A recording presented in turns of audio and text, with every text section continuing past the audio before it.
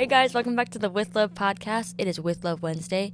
I'm your host, Jocelyn Miltz, and I have a very exciting episode for you this week. I'm here with one of my bestest friends in the whole entire universe, Kilee, and today we're going to be talking about her story and how we saw the Lord move in the entirety of your life. Yeah. Because there's a lot of stuff to go over. Oh, for sure. So, let's start off by just telling the people who you are, give them a little background, a little bio, and then give them a little glimpse of how you know me, where you met me, our relationship. Okay. Well, my name is Kilee. I grew up in Salisbury, Maryland my whole life. My major at Liberty is Biblical Studies, and I'm graduating this May. Super exciting. Nothing super crazy going on right now, but yeah, that's a basis about me. You didn't even add, the entire reason why you're on the podcast. Oh, yeah, I'm engaged. She was like, oh, yeah, nothing exciting. Yeah. But, Just yeah. bring by spring. Yeah, getting married in May. Still looking at, jobs and where we're going to move and everything, but it's crazy. So, yeah, You're like pretty epic. You're like a real adult. I know. Okay, so now me. Oh, yeah. Talk about me. So, Jocelyn and I's friendship has been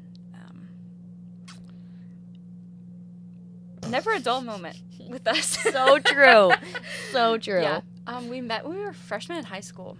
That was forever ago. 6-7 years ago. Crazy. We became best friends because we had both moved to the city and didn't really know anybody else, and so we kind of clicked.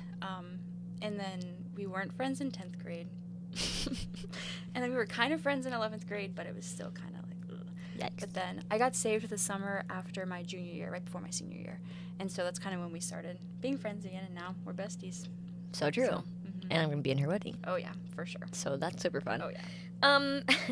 Let's talk about those years where we weren't friends. Let's give a little background as to what happened in those times. Oh, yeah. So, like I said, I didn't get saved until I was about 17, right before my senior year of high school. Okay. And sorry. And right at the end of my freshman year of high school, I started dating this guy. Very bad idea. And he and Jocelyn really clashed a lot.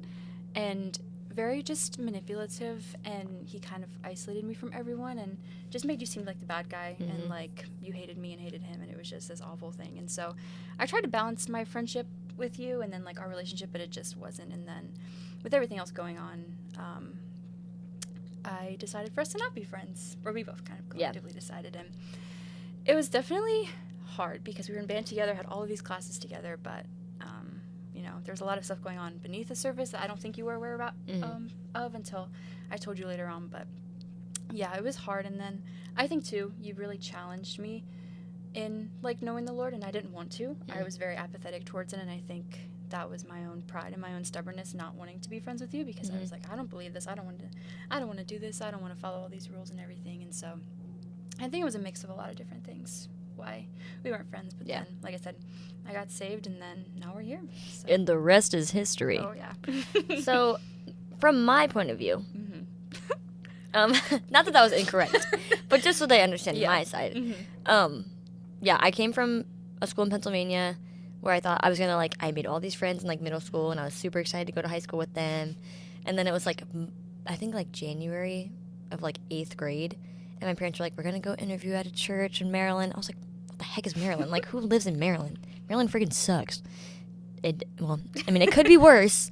It's just when you think of, living somewhere, I don't think people are just like, yeah, Maryland. Nobody thinks For sure, no. The shore. No. I didn't even, I forgot it was a state low-key. Oh, yeah. So, we ended up interviewing at this church. My dad gets a job, yada, yada, yada. Longest summer of my life because I had no friends because I just moved there. And then I almost didn't start band. Did I tell you that? Mm-mm. I almost didn't think do so. band. Really? Because I was like, I don't want to meet all these people and blah, blah, blah. I don't want to do band. Blah, blah, blah. Which I'm glad I actually did it because that's where all my closest friends, emerged. But I almost didn't do it. So then we wouldn't have been friends. I know. Divine appointment. So, yeah, I moved, and then we became really close really fast. And then we were, so close. We had our own language. Oh, and, yeah. random, hand signals. Yeah. And we've been in it for a long time. We've been in the game for a long time. And then I remember... Okay, I'm not going to disclose names because we're not like that. But I remember the first guy you liked when... Let's just say I remember the origin of her relationship status. And freshman year was very interesting. We were kids. We were literally like 14. Yeah. You were like 14. 13. Yeah. I was 13 at the start and then turned 14. Yeah. So you were barely 14. Yeah. We're children.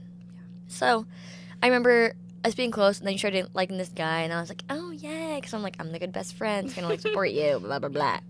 And then transition into you guys started dating like in May, yeah. May? Mm-hmm. Beginning of May. But had you been talking about, you started talking before then, right? Yeah, we like met in January, and then it was like on and off talking from January until May. Okay. So we were really close, and then you started talking to this guy, and then a mutual friend of ours, I had a conversation with him. Yeah. And we were like, bro, he's bad news. I don't really know him, but like the Holy Spirit's not giving me good vibes here. So I don't think this is a good idea, but I don't know if she's going to listen to me and blah, blah, blah. So once again, we're 14 years old. I don't know why I thought I was Dr. Phil at the age of 14 or why I felt the need to be Dr. Phil. Maybe it's just a motherly instinct in me. I don't know. So that was a conversation that I vividly remember. Yeah, I remember hearing about it, and I was like, why are you guys talking about me? And it was, I think what really threw me was the fact that, like low-key, we were, like, very close to being, like, right in almost every way that we described this, which we'll get into, like, in a minute. But, like, I just remember having a conversation with him and saying, like, he's not good. He's no good news. Like nothing good. I have no good things to say about him. This is making me nervous. I think you had been coming to youth group at that time. Yeah. Because we started our youth group. Shout out Keena. Keena, we love you. Oh, yeah. You're actually the bomb.com. Carrie, we love you. You guys are killing it. Love y'all so much. But I think that started like freshman. I think it started freshman year, in April, May-ish. Yeah. And then you started coming then, and you had been coming pretty consistently, I think, just about every week. Yeah. And you started dating this guy, and then I was like, this is just not, like, I don't feel, like, I wanted to be like, yay, boyfriend. And I just was like, he's actually the worst. Yeah. Like, I have nothing good to say about him. So I was just not excited. Yeah. And so then that fast forwards into 10th grade, which is when we weren't friends again. Yeah. And I just remember us being in band camp. Oh my gosh. And we were right next to each other. I think it's just funny because, okay, fast forward, now we're 15. Let's go 15. No, I was still 14. You were 14. Yeah. We're literally children. I know. So I'm 15, you're 14. We're at band camp. You're still dating this guy. And I just remember, like, being I think I was just so mad. Not at you, but just, like, because I was like, he's really the worst. Like, she's so good, and, like, he's so not good. Like, this is not fair. Like, why'd you take my best friend? And then, like, he was, like, turning you against me, or, like, trying to turn you against me. Yeah. And so, like, it was just awkward. And I remember that the one interaction that we had when we were, like, sitting outside on the pavement. So bad. And I think you were trying to talk to me or something. Yeah. But we literally just had nothing to talk about. Because I was just so, like, frustrated. And I just, like, looked at you, and I was like, yeah. No, it was. I think that was kind of the turning point. I was like, okay, I don't want to try to fix this. No. Yeah, like, it's just not going to work out. No, which I don't think. I know that we make jokes that I hated you, like we hated each other. Yeah. I don't think I really hated you because I've experienced hate from some people.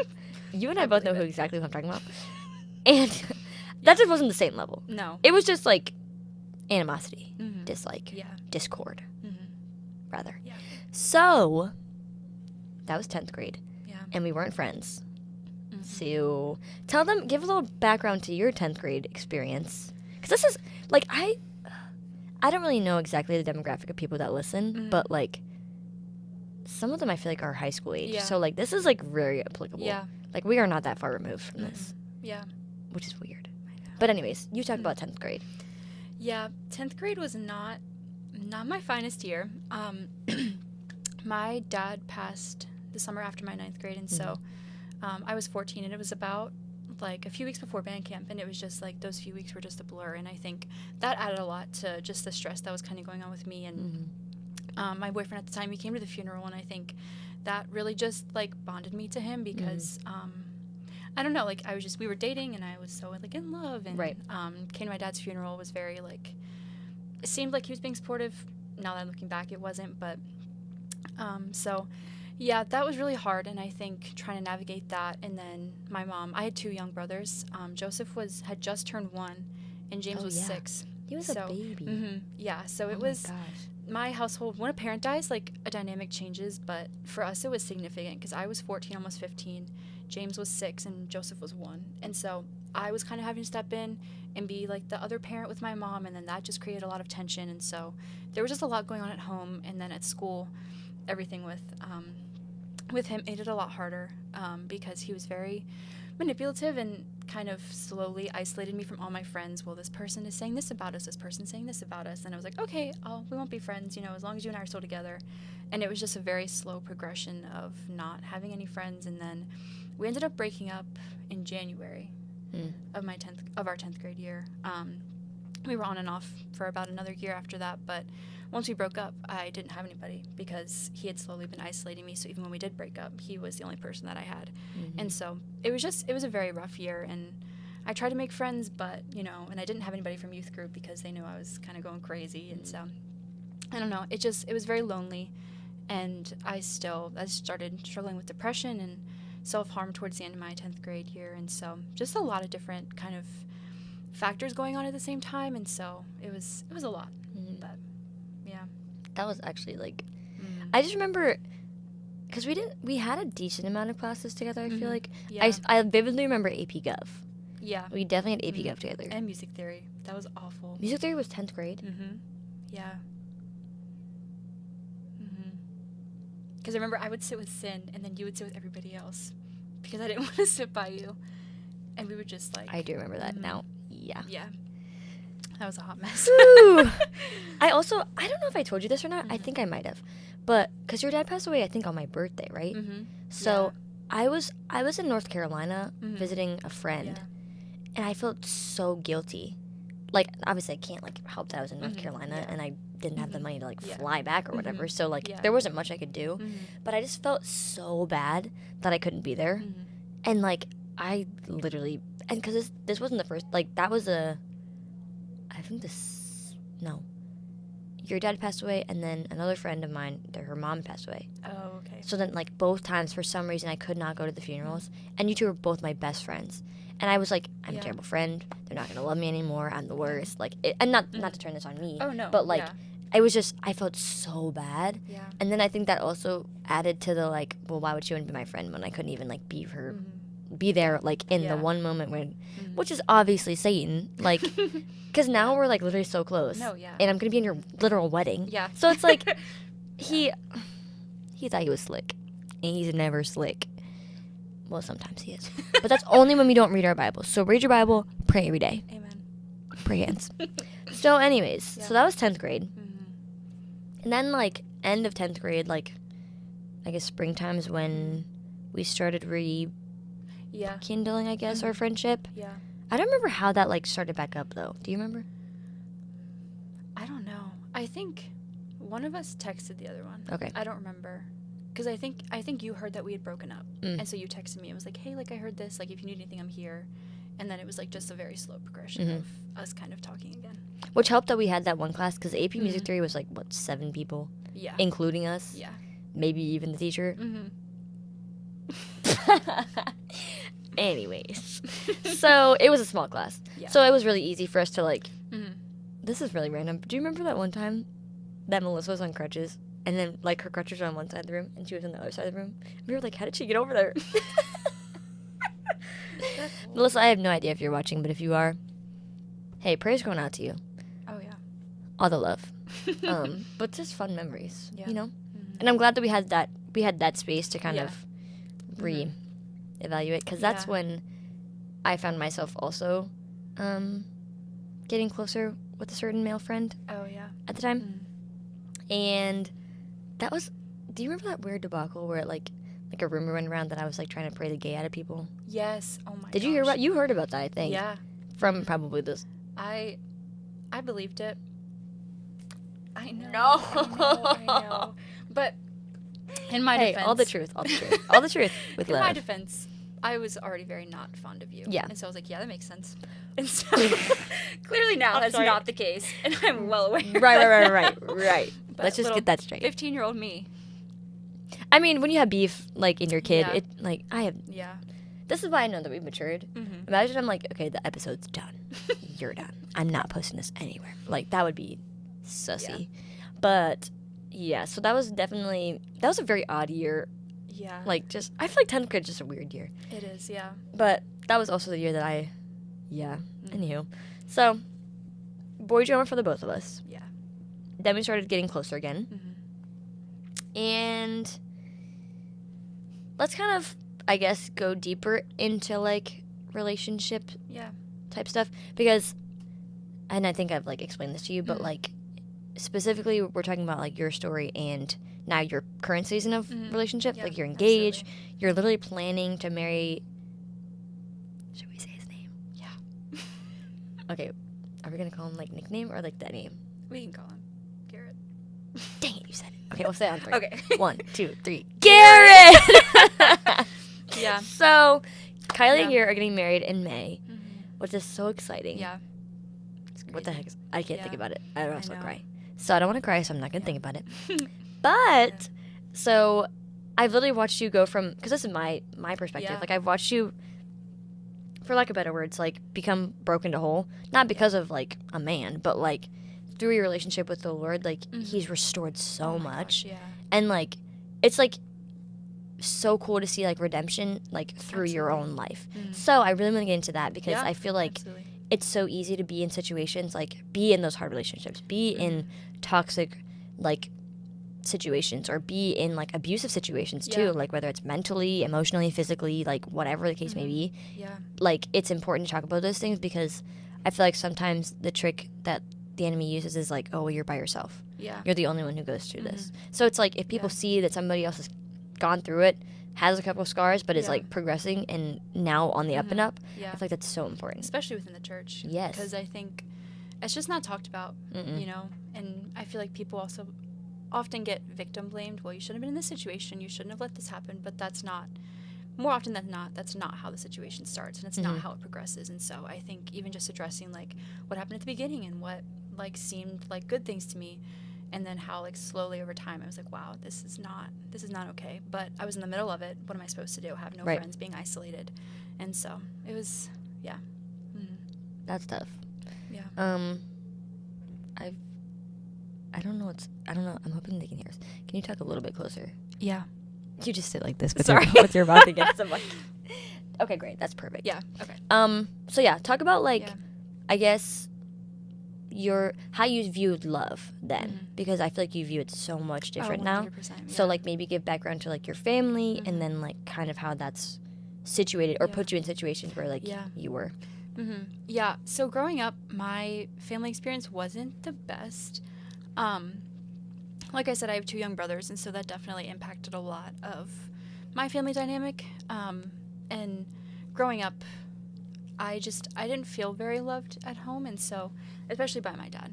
It was very, very difficult. You know, we couldn't be in the same room without arguing, always fighting, always criticizing me. And so I think that, and my parents were not affectionate towards each other or towards me, and so I genuinely had no idea what love looked like.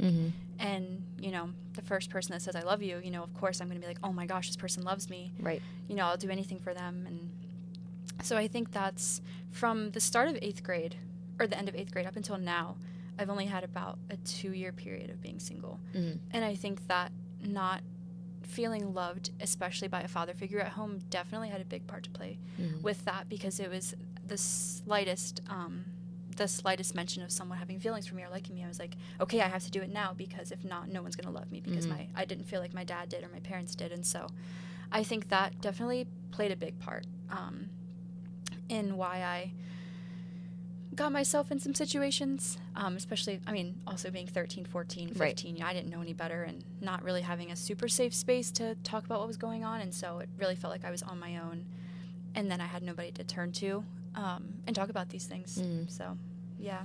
That's hard, especially, too, because you didn't grow up in the church. And, you had gone for, like, what you said, like, a year or so when you were, like, in 8th grade or something? Yeah, I got involved with wildlife, but I didn't have the greatest experience with that. It just didn't feel very Christ-centered. It was more like, we're going to have activities and then do, like, a Bible verse and talk about it. And it wasn't very, like, Christ-centered. Yeah. I know that's the goal, but I think that wasn't really my experience with it. So yeah. So that adds to it, because like, obviously you know now that, like, God is a father. Yeah. And, like, that's kind of, like, he's our heavenly father. So, like, you have a better, like, view of fatherhood now. Yeah.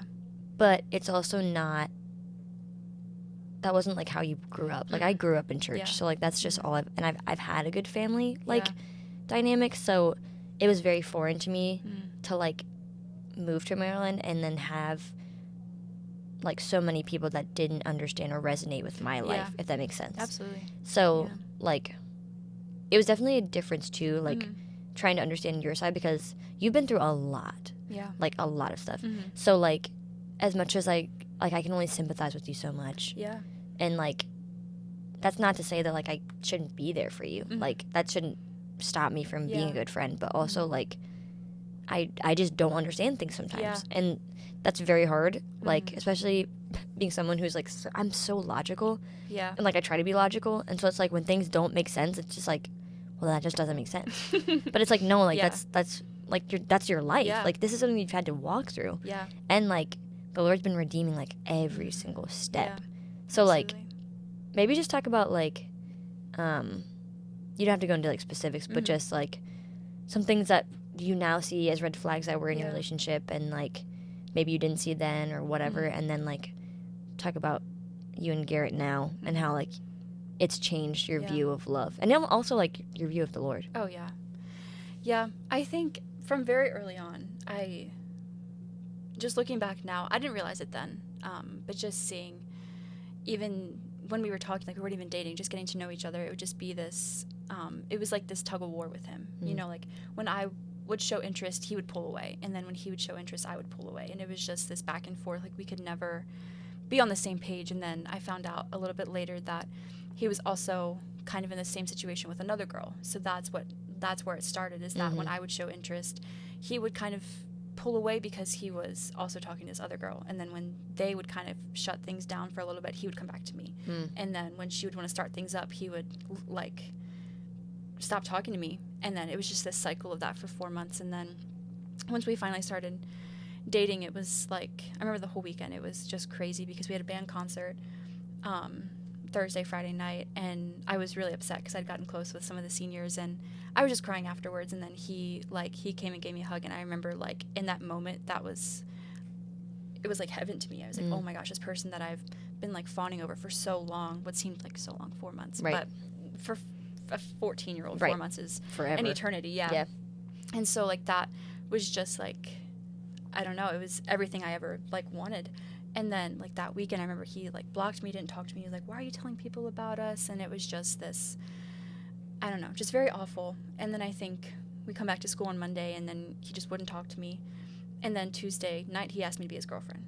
And I remember it was after we had AP History, like, tutoring for the AP test. Oh. And because I remember he, like, sat next to me, and I was like, but you haven't been talking to me? Like, what's been going on? And he asked you for your blessing. I said yes? That? Yeah, I think so.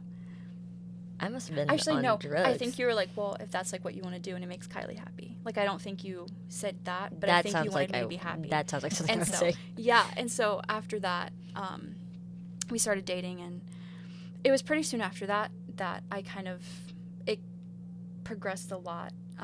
Physically, I think about a week into us dating, he was like, well, we need to have sex. That's what people in relationships do. Like, you're my girlfriend, that's what you're there for. And I was like, well, this is so crazy thinking about it now. Like, even back then when I wasn't a Christian, didn't believe in God, I knew that that's something that was reserved for marriage. And I knew that's something that I didn't want to do, which is obviously the Lord, like, trying to protect me. But through my own pride and stubbornness, I didn't listen to that.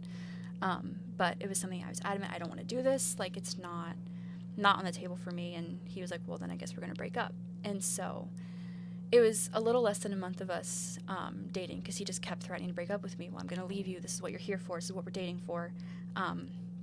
That we ended up doing that. And I think that is kind of what changed everything for me, because obviously, like, virginity is such, like, a special thing that I no longer, like, have. Yeah. And I think just, like, the emotional attachment, and I can talk about that a little bit later, but that just comes with that. It's bonding, you know, like, the Bible says that, like, a man and woman become one flesh. And so that's a lot of what was going on for me, like, the emotional spiritual, like mental level. And so a little bit after that, once it happened the first time, it was just a routine. Like, we have to do this or we're going to break up. We have to do this or we're going to break up. And, you know, I was 14 and I was bonded to this person, and I didn't know how to get out of it. I didn't have a safe space at home to talk to. I didn't feel like I could talk to you because you're outspokenly Christian. And I'm like, well, I'm just going to be shunned, or I didn't know how that all worked. And so I just felt like I had nobody I could talk to about it. And so it was hard. It was definitely a difficult season. And then my dad passed a few months later, and he kind of used that for his advantage of, well, I went to your dad's funeral. So, and it was just, yeah. The way that I'm getting so triggered. It's, you know, and like looking back now, like my heart just breaks because I wish, obviously, you know, we've said this so many times, I was 14 and I've been in counseling about this whole situation a lot. And, you know, I was just a kid. I didn't know any better. I didn't have a great home environment. I cut myself off from a lot of friends. And so I just didn't have anybody to talk to about it. And so, yeah, that continued for, well, our relationship ended in January, but then, like I said, we were on and off for about a year. And so that was hard. And then I think it was in December, because we had our Christmas parade for band. And our mutual friend that she actually had the conversation with before we started dating told me that he had this like list of girls that he had been texting that he could hook up with in case we ever broke up. And so I think that was... I'm not laughing because it's funny. I'm laughing because the Bible says that we should be quick to listen, slow to speak, and slow to become angry. Yeah. And I'm being slow to speak. Praise God. Sanctification.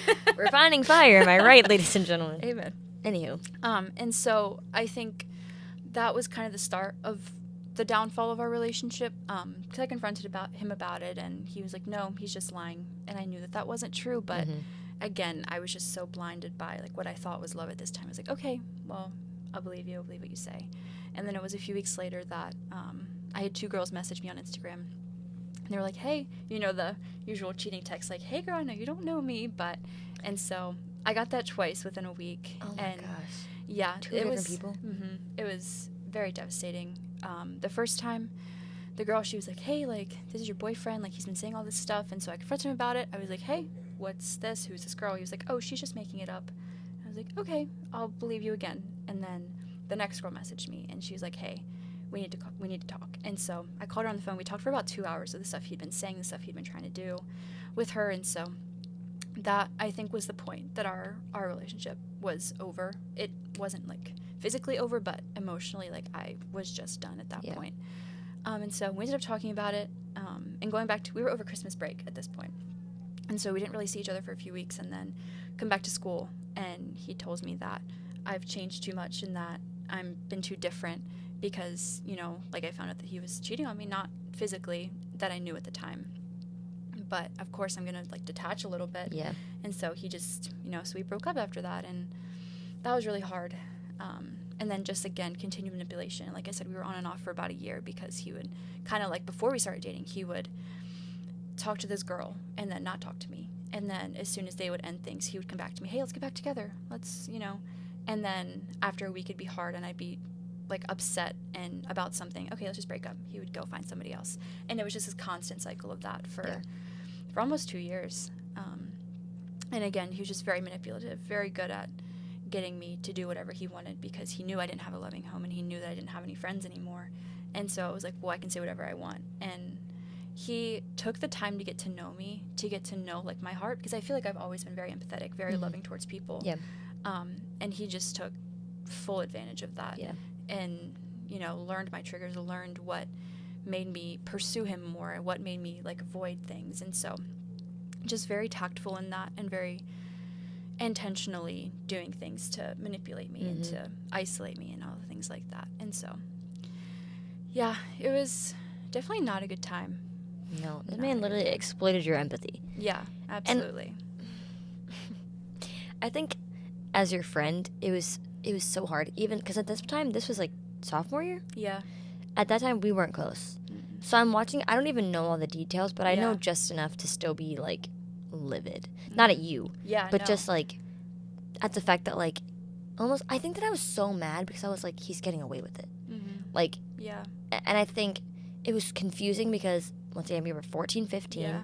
And, like, for those that are 14 and 15 and you guys think that you're mature, I'm so sorry to tell you this. You're not. No. Like, I'm really sorry, but you're just not. Yeah. And that's okay. Don't try and be older than you are. Like, just live in the moment. Live the age that you are. Act the age that you are. Because whenever you get to the age that you want to be at, you're going to wish that you were at another age. Yeah. So, absolutely. just live in the moment, okay? That's a little tidbit for you. But, like, just being so close to you and then to have that ripped away and then to have to watch you go through so much. Yeah. Like, it was already, like, I was already devastated for you, like, when you lost your dad. And then it was just, like, you add that on top of it. And I didn't know much about relationships, but I knew enough to know, like... This wasn't a good one. No. And also, like, I knew his character enough to know that he was going to, like, manipulate you. And, like... Not that you were, like, naive or, like, dumb, but it's just, like, you were going through a lot. Yeah. And so, like, obviously it makes sense that he would, like, use that to his advantage. You know what I mean? Yeah. Which is so common. And, like, I'm just so grateful that, like, God has restored that in your life. Absolutely. Because I feel like, I mean, I guess we can just talk about it now, but I feel like the Lord has, like, redeemed a lot of your story through Garrett. So maybe talk about that and, like, how life has changed and what engagement's like and, Yeah. I don't know. Like, I love Garrett with every single part of me. He's just genuinely one of the biggest blessings, and, like, I couldn't have asked for anybody greater than him. So we met last August during, like, move-in, because we were hall leadership, and so we were CDLs and helping out with like, the freshmen move-in, and I don't know. I wasn't really interested in dating anybody because I had few situations that summer, and I was like, okay, this is my time with God. I'm not gonna, like, get caught up by some, like, guy telling me that he has a crush on me, because, not to be boastful, but, like, I was kind of used to it at that point, and so I was like, I'm not gonna let this happen. You know, I want to focus on my relationship with God. And I don't know, I think when we first met, I could tell that he had a crush on me. And I tried not to lead him on, because I'm like, a lot of our friends, we had mutual friends, they're like, you know, Garrett likes you, he really likes you. I was like, yeah, I know, but I really want to focus on my relationship with God. I've made mistakes since being saved with a relationship or two, and I didn't want to make that mistake again. And I wanted to make sure I was right with God, because that summer I hadn't been. And I was very persistent, like, I don't want a boyfriend. I really wanted to focus on my relationship with the Lord, and at that point, that was what was most important to me. And so I sought wise counsel, and I talked to some people about it, and people that knew his character more than I did, because obviously we had just met, and I didn't know much about him other than, you know, what was at face value. And I think based on past experiences, I no longer wanted to just take people at what they present to be, because obviously, you know, I've done that a time or two and didn't. They can deceive. Yeah. And so I talked to his resident shepherd, who we're both very good friends with now. And he was like, you know, Garrett's a great guy. He said, you'd be lucky to be with him. I was like, well. All right. Yes. And so even then, I was very hesitant to let myself feel anything, because I've just been in such horrible situations that even once being saved, I dated this guy at Liberty for like a month or so. And it was awful. It was terrible. And after being saved, I was like, oh my gosh, I'm going to be able to love somebody and be loved in the right way. And this is going to be great. Like, whenever I do find that in my first relationships, being a Christian, it was pretty much as bad as my one in high school. Plus, I mean, wasn't as, like, physically, but even still, there was a little bit of, like, physical manipulation there. And so I honestly just given up. I was content in not being married, not being with anybody, because I had just seen so much of a falsified view of love in my life, and I didn't care for it anymore. And so I was just very hesitant. I didn't want a boyfriend. I really didn't. And I was starting, like, my major classes, and so I was like, I just don't want this. And so Garrett was very persistent in pursuing me, which I had before, but it was so different. I remember this was the time that I let myself feel for him. He was, like, at his grandparents' house for the weekend, and that's when you came to church with me, and I had started my period. Oh, yeah. And it was just awful. I started at church, I had to leave during the service, and it was just, you know, and so, He texted me. He's like, hey, how are you feeling today? I was like, well, I started my period, so I'm not doing too great. Like, blah, blah, blah, whatever. Haha. Just a little joke. Right.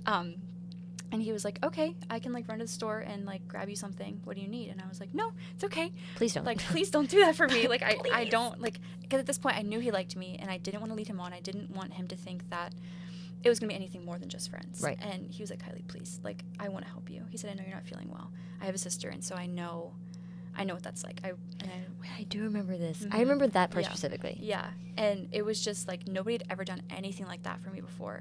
And I was like, okay, like, if you just want to give me, like, a Sprite and a little bag of M&Ms. And so he, like, comes and he texts me. He's like, hey, I'm here. I was like, okay. And I go outside to his car and just, like, I don't know. That was the first time I was nervous to see him. And I was like, oh, my gosh, this is happening again. Dang it. And it was just, I don't know. I remember, like, this is so silly. But, like, we hugged, and I felt safe. And he was the first man that I had been around since everything happened with my ex-boyfriend that, like, I felt safe being around. Mm-hmm. And even, like, it was just a side hug. It wasn't anything crazy. But even that before would be enough to send me into this, like, almost panic attack, anxiety, like, inducing thing because of what I had experienced before. Yeah. And I just didn't feel that. And I was like, okay, this is different. Mm-hmm. And then so, this is so silly. That's when I admitted to myself that I did have feelings for him. And I think that was definitely the Lord, because through that time I was praying, like, God, if this is what you have for me, like, make it abundantly clear. Because I had prayed that before, and I thought that I had gotten the answer I wanted, and it just wasn't. Mm-hmm. And so I was like, God, if this is what you have for me, please just make it so evident. Yeah. And it was at that point, I'm pretty sure it was within a day or two, that I felt the feelings that I did. And I was like, okay, I'll give it a shot. And so he asked me to, this was so silly. I just dropped you and Ellie off at the dorm. And then I remember I was like, I think he's going to ask me on a date. Wait, and yeah, because you guys went to coffee, right? Yeah. And then he texted me, because looking back now, I understand why he texted me, but I was like, why is he just texting me? But whatever. And then he was like, hey, would you want to go on a date? And I remember I called you. I was like, Jocelyn, he just asked me. And so I was like, okay. And so we went on our first date, and I was so nervous. I had never been so nervous for anything in my I remember whole you telling me life. that. I was like, I'm praying for you. I know. I remember I got ready, like, at 12 o'clock. We didn't leave till 6. Oh. I called my mom, like, 4 times. I was like, Mom, I'm so scared. What do I do? And, like, I was pacing around the quad, because I had never been that nervous for anything before. And so we went on our date, and I was like, okay, this is something that I'm very interested in. Yeah. And so we had talked about a second date, but then we went on fall break, and then it was like we didn't see each other, and then we ended up we went to the homecoming football game the week after we got back. And I remember this, honestly, I feel like was one of the most important things that we did before even starting dating, even up until now. Like, he held my hand, and I, like, freaked out. I was like, oh my gosh, like, I just didn't, not that I didn't feel safe, but I was so scared. Like, he doesn't know about my past. He doesn't know the things that I've been through. How do I bring this up? And I think for me, not being a virgin was, I remember we had this conversation too, like, not being a virgin was one of the scariest things for me being a Christian, because I'm like, how do I tell my future husband that, like, that part of me isn't for him? Yeah. And so I was so scared. And I knew that, like, if he's going to hold my hand, that means we're probably going to start dating soon, which is so, like, so silly. And I wanted to tell him, like, what had happened. And because I understood, like, if that is, like, defers you from wanting to be with me, I get it. And I wanted to establish that before his feelings developed, my feelings developed. And so we went outside that night, and we just sat and talked. And I told him, you know, I had been abused in my last relationship. And that purity was something that I was very strongly pursuing. And, like, you know, if we were to start dating, physical touch would have to come at my pace, because if not, like, I've been at that stage before, and I wasn't going to let that happen to me again. And so he was like, okay. Good for you. I know. I'm so proud Setting of you. boundaries. That's, no, y'all don't know Kilee like I know Kilee. No, yeah. That is huge. Crazy. That's like if she jumped to the top of Mount Everest. Yeah. From the ground. Absolutely. Yeah. And so he was like, okay. He said, we'll take it at your pace. He said, I'm not in a rush for anything. And I was like, okay. We love Garrett. Yeah. And so, yeah, it was after that point, I think we, like, started going to church together, and then we ended up starting to date. And ever since then, like, I just, like, the ways that he has helped me heal, and the Lord has used him to heal me. Yeah. I couldn't, like, there's not enough time in the day to talk about it. And I don't know. It's just, like, the most special thing to me. And, like, I know for, like, people that know me well, like, I can't imagine what it's like for you seeing me way back in 9th grade when, you know, I was involved in this stupid thing, to now, like, being engaged to the person that, like, loves me best and knows me best, but also loves me. Yeah. And so, yeah. No, it's actually crazy. And I remember, and I think I might have told you this, but I remember after you dated the guy from, like, the Liberty guy first. Oh, yeah. Like, it wasn't long after that like, Garrett circled in. It was very, like, a summer in between. That was it. And it was like this, it was just like you were saying, like the summertime when you were like, I'm so committed to singleness. I'm so committed to the Lord. And I'm like, yes, let's go, Kylie. And then you're like, so I like this guy. And I was like, not again. Kylie, no. It's been 30 days. Yeah. No, I'm just kidding. Yeah. But like, it was, and I don't know, like, people can relate to this, but I remember, like, it was so difficult, like, just because I feel like I was so protective of you, and I was like, if somebody else hurts her, I'm gonna snap. Like, I'm literally just gonna snap. Like, there's gonna be no grace, there's no mercy, only wrath. So, I was a little bit skeptical, but I feel like I've always felt the responsibility to do that. Not that you've ever, like, been like, you have to do this for me, but it's just like, I love you so much that I do that because I don't want you to be hurt. So, then Garrett comes on the scene, and I'm like, okay, like, is this guy legit or what? And then, like, I remember getting kind of serious, and you guys started, like, actually, like, for real dating. And then, like, you progressed, not, like, fast. I mean, I guess fast relatively, but, like, then you're like, we're kind of talking about the future and, like, marriage. And I remember being like, perfect. What? Like, what? Yeah. I was like, she's joking, right? You're joking, right? But not because I wasn't happy for you. I didn't really know him that well. And, like, judging by your past, I just didn't want to, like, it made me so nervous to think that you would commit to somebody for the rest of your life and it'd be another, like, high school situation. Does that make sense? And then, like, it just took the Lord humbling me. And he was like, this is not your life. And he was like, God was so proud of me. I felt the pride. Like, I'm proud of you for, like, loving your sister like this, but also, like, it's her life. Like, if this is what she chooses, that's her. And I was like, okay, Lord, like, it's in your hands. I mean, it's always been in your hands, but, like, it's in your hands. So, like, I just remember praying, like, okay, God, like, if this is your will and this is what you want, like, just show them. Like, it's their life. It's their future. Show them, which I think is so important because even as family, like, that's not my life. And, like, obviously, yes, you guys were seeking wise counsel, blah, blah, blah. And I think that you did, like, ask me my thoughts. And I think I told you my honest opinion. Like, I wasn't like, I hate him. It's just, like, I want to be more excited. I just don't really know him type of thing. Which is so important. And literally the whole heart behind my podcast is telling the truth. Like, absolutely. I'm not going to sit here and be like, yes, Miriam, I love him so much. Because, like, well, now we love Garrett. But, like, I didn't know him like that. So, like, for you to be like, I'm getting married. I was like, okay. Like, yay. Yeah. So, like, and I'm just so proud of you. Like, you've literally come so far. And, like, I just can't believe, like, this is literally, I wish you guys could see Kylie the way that I see Kylie. Because it's just, like, truly transformation, like, the transformative power of the gospel.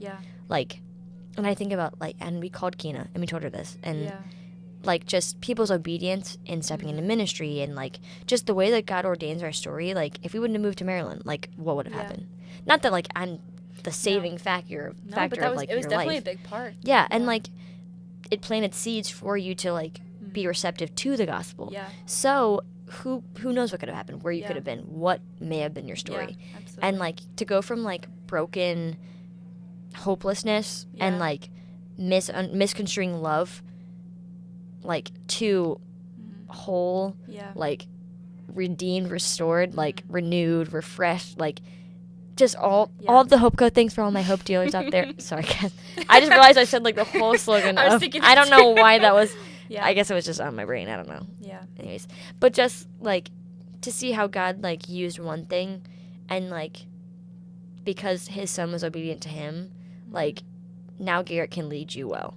And it hasn't been easy. Like, he didn't understand you that well. And so, like, it was a learning curve trying to understand, like, especially physical boundaries. Like, okay, is this too much? I don't want to trigger something, but also, like, I want to show her that I care and that I love her. So, like, what's the line? And, like, I don't know. And, like, now we're going to get married and I don't know what to do. And, like, ugh. So it's just a lot of stuff. But, like, engagement, Wow. Tell the people. Yeah. Has it been so sweet or like what? Yeah, it's been a really good time. I would confidently say it's been the most difficult 6 months of my life. Even through like past things, like this has been the most difficult thing that I've experienced. Not because of him or not because of me, but just the circumstances. And I think talking about getting married or getting engaged is very different than being engaged because, we could break up at any point, like there's no ring, there's no like real commitment when you're dating, but then being engaged to someone, it's like, okay, this is our future. Like we have to start talking about what it's going to look like to be in a covenant with one another and how we're going to like love each other when we hate each other, how we're going to live together and all of these different things. And I think for me, not having a great role model of marriage in my house was one of the biggest things for me because it's a little bit of a fear that I'll kind of love the way that my parents loved each other. And it was definitely a big thing. And I think the first few months of us being engaged, it just seemed like issue after issue after issue. And it was just never ending. I was like, wow, maybe I've just been crazy this whole time. And it was just another situation. Like, this is what God has for me, but it wasn't actually what God has for me. It was just what I thought he did. And so, but even through, it just seemed like every day for like 2 or 3 months, it was just like nonstop. Like I would be upset or he would be upset or I would say something that would hurt him or like vice versa. And it was just, we just couldn't catch a break. And I was like, maybe this isn't what God has for me. And so just through a lot of prayer and a lot of talking with some of my close friends that I was like, okay. And honestly, I think prayer was the biggest thing because every single time something would happen, I'm like, God, I don't know if I want to do this. I don't know if it's worth it. And every single time I would pray, Lord, if this is what you have for me, please just show me that. And almost immediately we would fix things and it would be fine. And we would, like, every time it wasn't like a reoccurring issue. It was something new that I would be afraid of or he would be afraid of.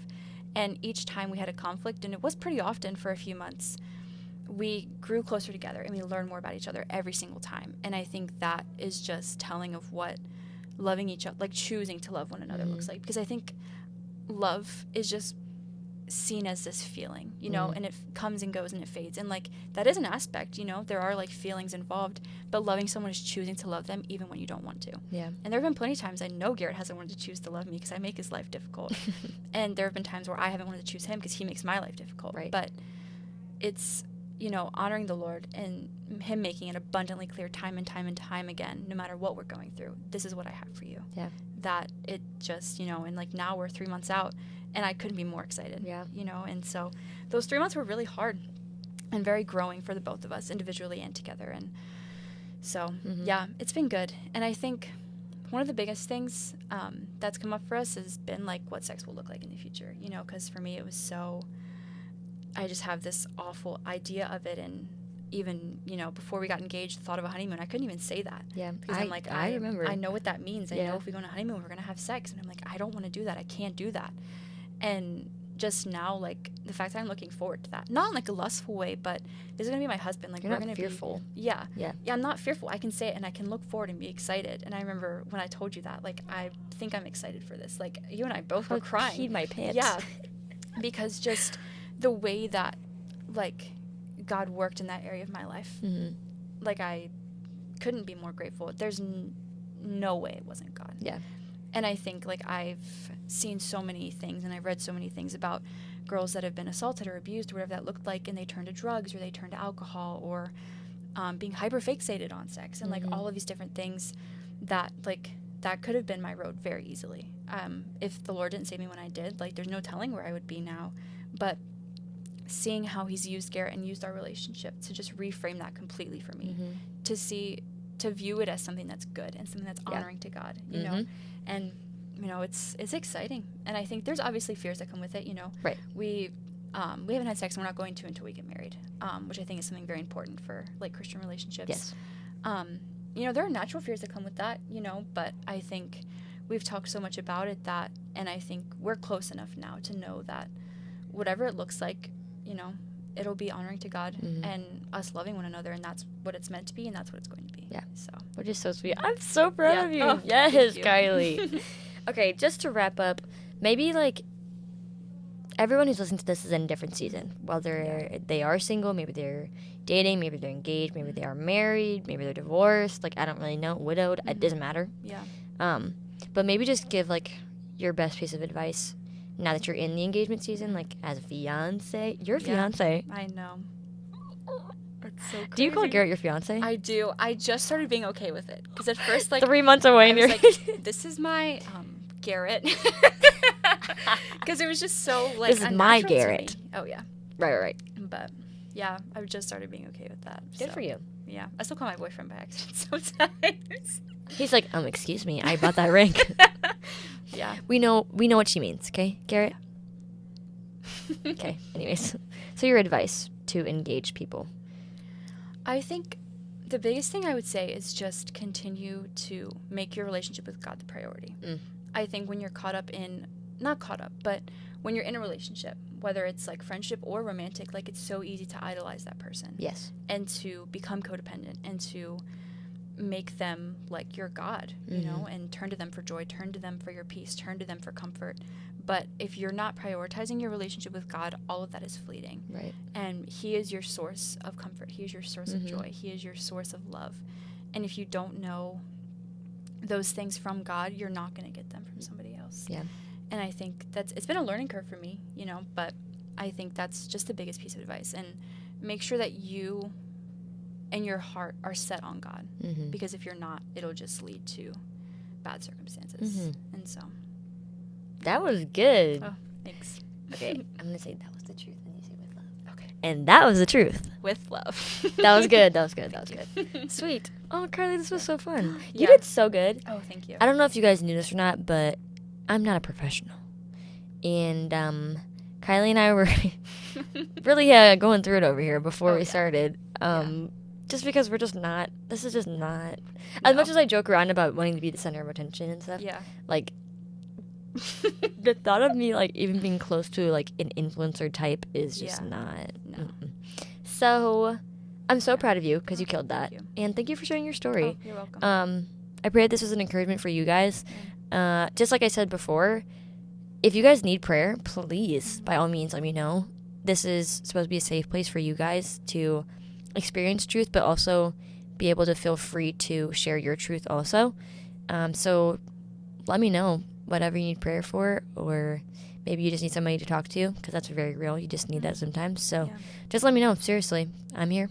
Yeah, she's epic. Oh, can attest. Thank you so much. Thank you for that. But I just love you so much, and I love you guys so much. Thank you for joining me on this With Love Wednesday, and I will see you guys in our next episode. Bye.